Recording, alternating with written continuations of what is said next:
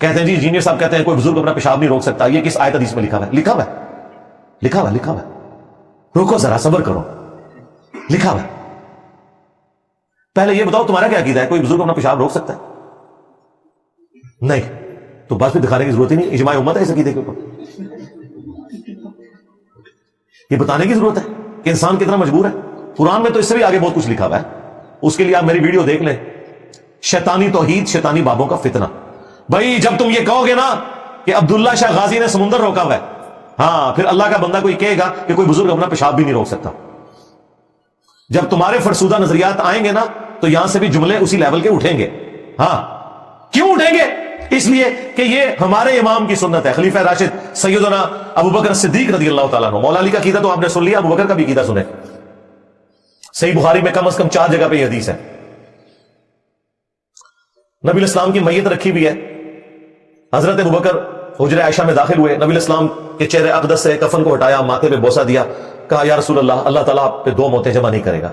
کیونکہ باہر حضرت عمر نے تلوار اٹھائی ہوئی تھی اور وہ یہ کہہ رہے تھے جو یہ کہے گا کہ نبی الاسلام دنیا سے تشریف لے گئے میں اسے قتل کر دوں گا.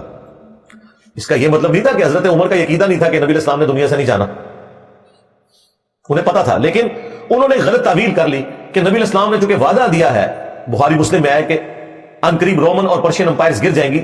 حضرت عمر یہ سمجھتے تھے نبی الاسلام کی مبارک زندگی میں یہ ہوگا.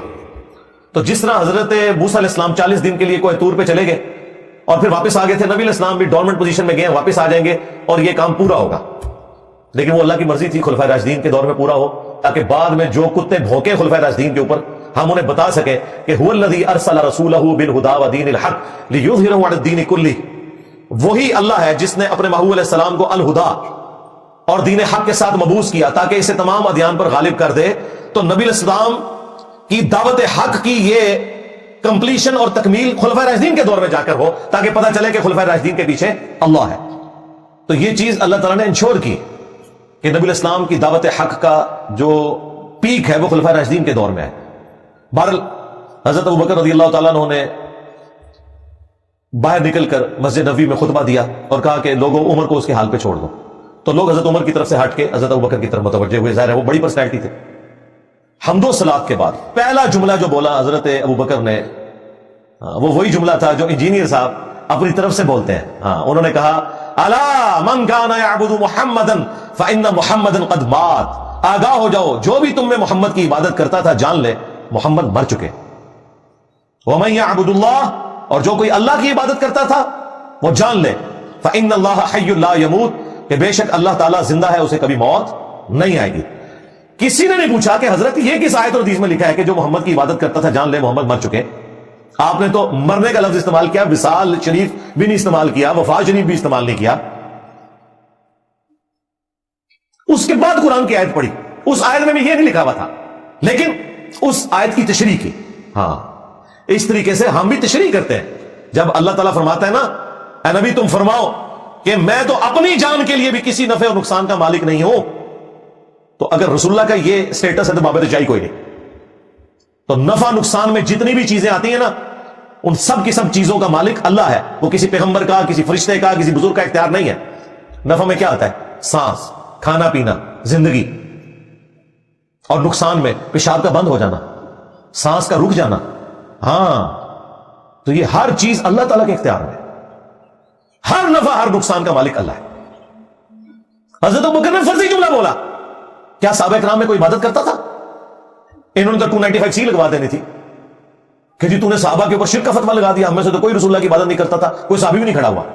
انہیں پتا تھا کہ حضرت ابوبکر توحید کو اسٹیبلش کر رہے ہیں, یہ موقع ہے اور یہ رسول اللہ کی کامیابی ہے کہ نبی الاسلام کی میت کے اوپر نعتیں نہیں پڑھی جا رہی, توحید کا خطبہ ہو رہا ہے. میں نے کہا تھا بریلویوں تمہارے مولوی خطبے نہیں بیان کر سکتے, صرف صدیق اکبر کانفرنس کر سکتے ہیں, ابوبکر صدیق کا خطبہ نہیں بیان کر سکتے. اس کے بعد پھر انہوں نے آیت پڑھی وما محمد الا رسول قد خلت من قبلہ الرسل, محمد تو نہیں مگر ایک رسول اور ان سے پہلے بھی اور رسول ہو گزرے ہیں. افائن مات او قتل, اگر یہ مر جائے یا قتل ہو جائے, یا پاکستان میں ترجمہ کر لیں کہ اگر یہ وصال فرما جائے یا شہید ہو جائے, تو کیا تم اپنے دین سے الٹے قدم پھر جاؤ گے؟ کیا تم نے نبی کے اوپر احسان کیا کلمہ پڑھ کے؟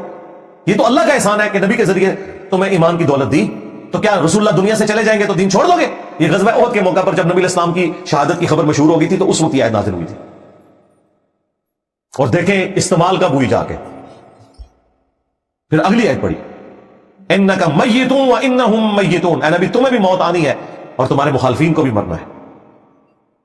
لیکن جو حضرت ابوبکر کا اپنا خطبہ ہے وہ اپنا ذاتی خطبہ ہے ان کا، وہ قرآن و سنن میں کہیں نہیں ہے، لیکن بات کو سمجھانے کے لیے بولنا پڑتا ہے. حضرت ابوبکر کو پتا تھا محمد رسول اللہ نے بھی ایک دوسرا جیزس کرائسٹ بن جانا ہے، اگر اس موقع کے اوپر میں ذرا سا ڈھیلا پڑا، کیونکہ نبی الاسلام نے فرمایا تھا صحیح بخاری میں، دیکھنا میری شان کو اس طرح بلند نہ کرنا جس طرح نصارہ نے اپنے پیغمبر کو بڑھا دیا، میں اللہ کا بندہ اور اس کا رسول ہوں، مجھے اللہ کا بندہ اور اس کا رسول ہی کہنا. حضرت ابوبکر صدیق کو سب کچھ پتا تھا کہ یہ کچھ ہو سکتا ہے. اینڈ ٹائم کے اوپر سیدنا ابوبکر نے چھکا مارا، جی ایسا چھکا مارا ہے کہ آج ہم ان کے منہ کے اوپر کالک مل سکتے ہیں کہ دیکھو توحید اس طرح بیان ہوتی ہے. توحید جب بیان ہوگی پھر حضرت ابوبکر کہیں گے کہ جو محمد کی عبادت کرتا تھا جان لے محمد مر چکے، اگرچہ عبادت کوئی نہیں کرتا تھا. ہاں، اور جب تم یہ کہو گے کہ بزرگوں نے سمندر روکا ہوا ہے تو پھر اللہ تعالیٰ ابوبکر کے غلام کے دماغ میں یہ بات ڈال دے گا کہ ان کو کہے کہ کوئی بزرگ اپنا پیشاب بھی نہیں روک سکتا، سمندر روکنا تو بڑی دور کی بات.